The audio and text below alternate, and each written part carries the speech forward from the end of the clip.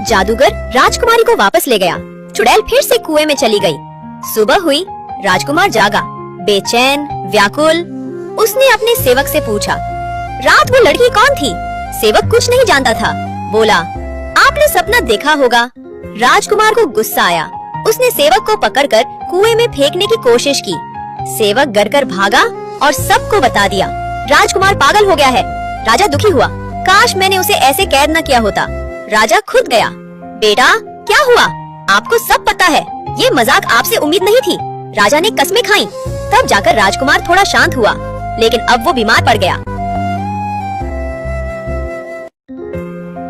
इधर वही राजकुमारी जो उस रात लाई गई थी, उसे भी किसी में दिलचस्पी नहीं थी। राजा परेशान होकर उसे भी एक कमरे में बंद करवा देता है। सुबह उठते ही राजकुमारी भी पूछने लगी, वो राजकुमार कौन था? कोई नहीं जानता था। वो भी बीमार हो गई। राजा और रानी ने वैद्यों को बुलाया, कोई फायदा नहीं हुआ।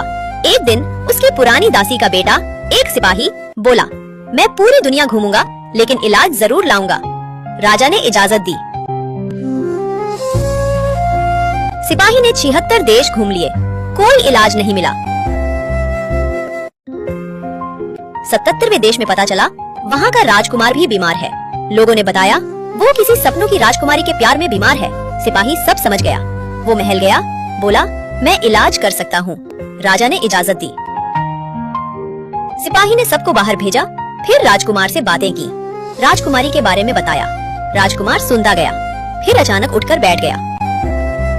राजा रानी भागकर आए। बेटे को ठीक देख खुशी से रो पड़े। एक हफ्ते में राजकुमार ठीक हो गया। अब सिपाही बोला, अब वक्त है राजकुमारी को बचाने का। राजकुमार बोला, क्या वो भी मुझसे प्यार करती है? तो फिर देर किस बात की? राजकुमार और सिपाही सफर पर निकल पड़े। दिन रात चलकर राजकुमारी के महल पहुँचे। वहाँ मातम मच रहा था।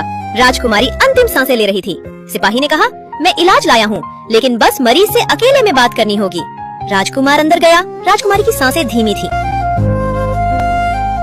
लेकिन जैसे ही उसकी नजर राजकुमार पर पड़ी, एक चमक सी उसके चेहरे पर फैल गई। तुम आ गए। मैंने तुम्हें सपने में पुकारा था और तुम सच में आ गए। राजकुमार उसके पास आया और कुछ ही पलों में सारी बीमारी गायब हो गई, जैसे प्यार ने दवा का काम किया हो। सबको सच्चाई पता चली। दोनों राज्य खुशी से राजी हो गए। शादी हुई, ऐसी शादी जैसे आसमान जमीन पर उतर आया हो। महल जगमगाए, गलियां सज गईं, सब खुशी से झूम उठे, क्योंकि जो एक दूसरे को सपनों में ढूंढते थे वो अब हकीकत में एक हो गए।